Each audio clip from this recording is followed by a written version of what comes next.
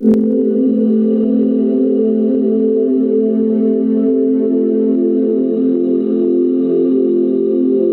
Semicon welcomes you to explore the field of semiconductor physics and technology, the foundation of microelectronics and VLSI design engineering.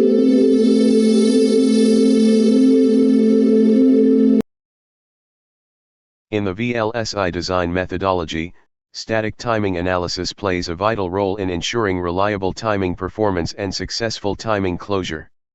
This video introduces the various factors that contribute to timing paths and their impact on overall design performance. We will examine the different types of timing paths, the concept of path sensitization, and their significance in timing verification. We will also discuss the role and impact of design rule constraints that govern design operation under different operating conditions. Understanding these concepts helps identify potential timing issues and improves the effectiveness of static timing verification. So, let's get started. As VLSI technology continues to scale and operating frequencies increase, ensuring correct timing behavior becomes a critical aspect of chip design. A digital circuit may be logically correct, yet fail to function properly if timing requirements are not satisfied.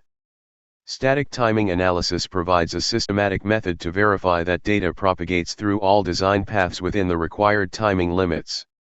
It helps identify timing violations early in the design cycle, long before silicon fabrication. STA enables designers to evaluate timing performance under different process, voltage, and temperature conditions without exhaustive simulation. It also supports design optimization for speed, power, and reliability. By detecting timing issues and validating timing closure, STA plays a vital role in achieving first-pass silicon success. Consequently, STA has become an indispensable verification methodology in modern VLSI design flows. Before examining the individual components of static timing analysis, it is useful to understand the overall verification flow.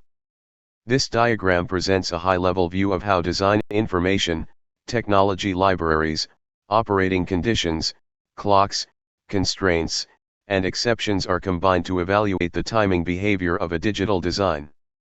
The STA tool processes these inputs, performs timing checks, and generates reports that identify timing margins and violations.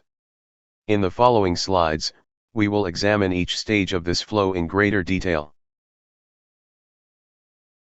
Having seen the overall STA verification flow, let us now examine the key information required to perform timing analysis. Static timing analysis relies on a combination of design data, technology information, operating conditions, and timing constraints. The gate-level netlist describes the circuit connectivity, while the cell libraries provide the timing characteristics of the standard cells used in the design. Operating conditions define the process, voltage, and temperature environment under which timing is evaluated. Clock definitions establish the timing reference for data movement through the circuit. Boundary conditions and timing exceptions help model the actual system behavior more accurately. Together, these inputs form the foundation for timing verification and enable the STA tool to generate meaningful timing and violation reports. The images shown represent the major timing paths encountered in a logic design. Clock gating paths use logic gates to control clock-enable signals for reducing power consumption. These gated clock paths must be verified carefully to avoid glitches and incorrect clock operation. Asynchronous paths originate from signals such as reset or preset that bypass normal clock synchronization. The clock path distributes the clock signal to all sequential elements and directly affects synchronization and clock skew. The clock period determines the required arrival time. The data path is the actual path that transfers data between an input and output pins, passing through sequential and combinational logic gates. The path element's delay determine the actual arrival time. Therefore, data propagating time along with the corresponding clock period determines the timing path performance. In synchronous design, register-to-register paths occur between flip-flops inside the core logic. Register-to-output paths appear at the boundary where internal registers drive primary outputs. Input-to-register paths are found at the interface where external signals enter and are captured. Input-to-output paths occur in purely combinational sections connecting inputs directly to outputs. Clock-to-cue paths are present within each flip-flop as its inherent delay. These paths together define the timing structure of the sequential design. Their identification is essential for static timing analysis and verification. Static timing analysis evaluates several types of timing paths to ensure that a digital design operates correctly under all timing conditions. The most important path is the register-to-register path, where data travels between two sequential elements and typically determines the maximum operating frequency of the design. The input-to-register path verifies that externally supplied data arrives in time to be captured correctly by an internal register. The register-to-output path checks that data launched from an internal register reaches the output port within the timing requirements of external devices. The input-to-output path represents a purely combinational path, where data propagates directly from an input port to an output port without passing through a register. Each path type has its own timing constraints and verification requirements. Together, these paths provide complete timing coverage of the design interfaces and internal data flow. Accurate analysis of all path categories is essential for achieving timing closure, ensuring reliable system integration, and guaranteeing correct chip operation in the target application. In a register-to-register timing path, the data must align with the capture clock edge inside a defined timing window. The setup condition ensures that data is valid before the edge, while the hold condition ensures that the same data remains unchanged after the edge for at least the hold time. This continuity means the data that satisfied setup is the same stable value persisting through the hold interval, not a new value. Together, setup and hold form a timing window around the clock edge, guaranteeing faithful transfer of data. For reliable operation, the data must satisfy this full window constraint, ensuring that the flip-flop captures the intended value without error. Consider a data path as shown in the figure, consisting of two multiplexers connected in series, where the second multiplexer is driven by the inverse of the select signal controlling the first multiplexer. Depending on the select signal state, only certain input-to-output paths can become active and propagate data. This process of enabling a path for actual data propagation is known as path sensitization. A path that can be activated under valid functional conditions is called a true path, and it must be included in STA verification because it can affect circuit operation. However, some paths can never be activated due to mutually exclusive control conditions, such as complementary select signals in the multiplexer chain. These are known as false paths, since data can never propagate through them during normal operation. If false paths are analyzed as real timing paths, STA may report violations that cannot occur in the actual circuit. Identifying true and false paths is therefore essential for accurate timing verification. Proper false path declaration reduces unnecessary optimization effort, improves timing closure efficiency, and ensures that STA focuses only on functionally valid timing paths. Design rule constraints in STA ensure the physical feasibility of a design by limiting signal transition time, maximum capacitance, and fan-out. They prevent issues like slow edges, overloaded drivers, or excessive loads that could harm reliability. By enforcing these rules, driving cell constraints define the strength and characteristics of external sources driving inputs. Boundary condition constraints establish the external operating environment and timing assumptions. They guide how signals interact with the design under specified conditions. Path exceptions exclude non-functional or irrelevant timing paths from STA analysis. This ensures the tool focuses only on meaningful timing checks. Clock constraints define the period, waveform, frequency, and duty cycle of clocks. They provide the fundamental timing reference for setup and hold analysis. Together, these constraints shape the framework for accurate timing verification. They determine how slack is computed and how violations are reported. Without proper constraints, STA results can be misleading or unrealistic. Timing verification relies on boundary conditions that define operating assumptions. These conditions specify how signals enter, propagate, and exit the digital design. They establish realistic timing relationships for setup, hold, clock, and interface checks. Typical boundary conditions include clock definitions, input arrival times, and output requirements. They also cover process, voltage, temperature variations, driving cell strength, and load effects. Operating modes and functional constraints further shape the verification environment. Accurate boundary conditions are critical, because incorrect ones can lead to false timing violations.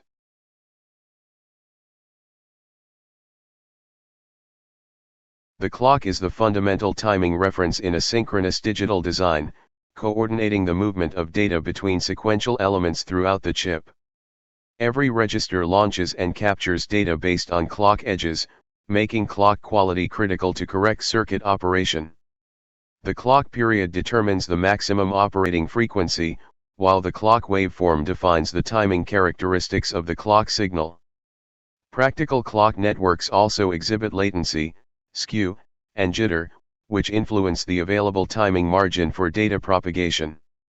Clock uncertainty is used to model these variations and ensure robust timing verification under real operating conditions. Transition constraints control the rise and fall times of clock signals to maintain signal integrity and predictable timing behavior. Source and network latency account for clock propagation delays from the source to the destination registers. During STA verification, these clock parameters are incorporated into setup and hold timing calculations. Accurate clock definition and constraint specification are therefore essential for reliable timing analysis, timing closure, and successful silicon implementation. Static timing analysis evaluates data transfer of all timing paths after one clock cycle period, but not every path in a design represents a valid functional data transfer. Some paths may never be activated, while others may legitimately require multiple clock cycles for data propagation. Path exceptions provide a mechanism to inform the STA tool about such special timing conditions and prevent unrealistic timing checks. By identifying false paths, multi-cycle paths, and asynchronous clock relationships, designers can eliminate misleading timing violations and focus on genuine timing issues. Proper use of path exceptions improves analysis accuracy, reduces unnecessary optimization effort, and helps achieve efficient timing closure. As a result, path exceptions are an essential part of practical STA verification in complex VLSI designs. The clock path defines how the signal travels from its source to sequential elements. A false path exists physically but never contributes during normal operation.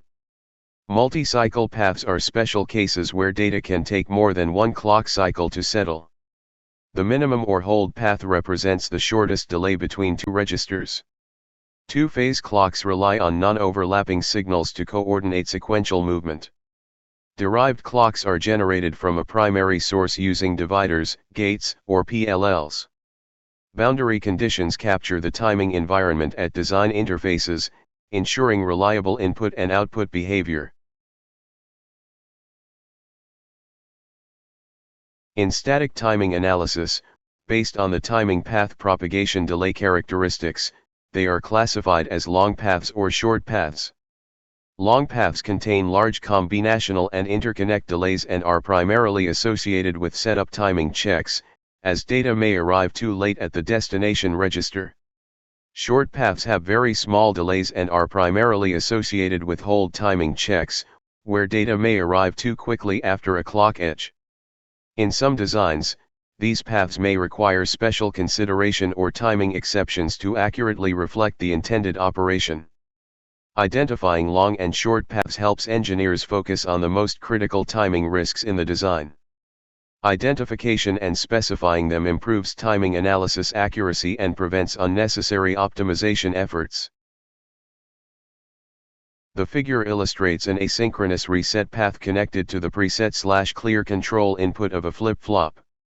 In this path, the reset signal RST propagates through combinational logic and directly controls the flip-flop output, independent of the active clock edge. The asynchronous reset path can force the flip-flop into a known state at any instant regardless of clock timing.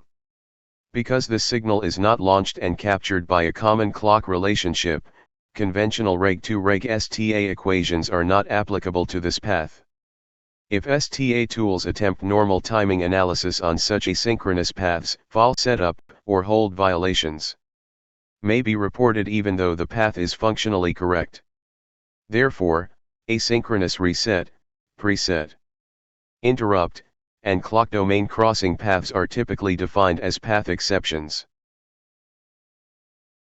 In some synchronous designs, data is transferred between registers driven by different clock phases or by clocks that are logical inversions of each other. These are referred to as two-phase clock paths and inverted clock paths, and they require special treatment during STA verification. Unlike conventional single clock paths, the capture edge is determined by the relative phase relationship between the launch and capture clocks. Consequently, the required arrival time must be computed using the actual clock phase difference rather than the default one clock cycle assumption. For an inverted clock path, data launched on one clock edge is typically captured on the opposite edge, providing only half a clock period for data propagation. Therefore, the RAT for such paths is often based on half the clock cycle, making these paths more timing critical. Proper identification and constraint specification of two-phase and inverted clock paths are essential for accurate RAT computation and reliable STA verification. By default, static timing analysis assumes that data launched from a source register must be captured by the destination register within a single clock cycle. However, in practical designs, certain operations such as arithmetic computations, DSP functions, control logic, or low-speed processing blocks may intentionally require multiple clock cycles to complete. These paths are known as multi-cycle paths because the data is expected to arrive after two or more clock periods rather than the immediately following clock edge. If STA analyzes such paths using the default single-cycle assumption, it may incorrectly report setup timing violations even though the design operates correctly. To address this situation, designers specify a multi-cycle path exception, informing the STA tool that additional clock cycles are required for data propagation. The gated clock path arises when clock signals are selectively enabled through control logic. Such paths can introduce unintended timing delays if not properly constrained in STA. The exception is needed because gating logic alters clock propagation, creating non-standard paths. Without declaring this exception, STA may falsely report violations on gated clock routes.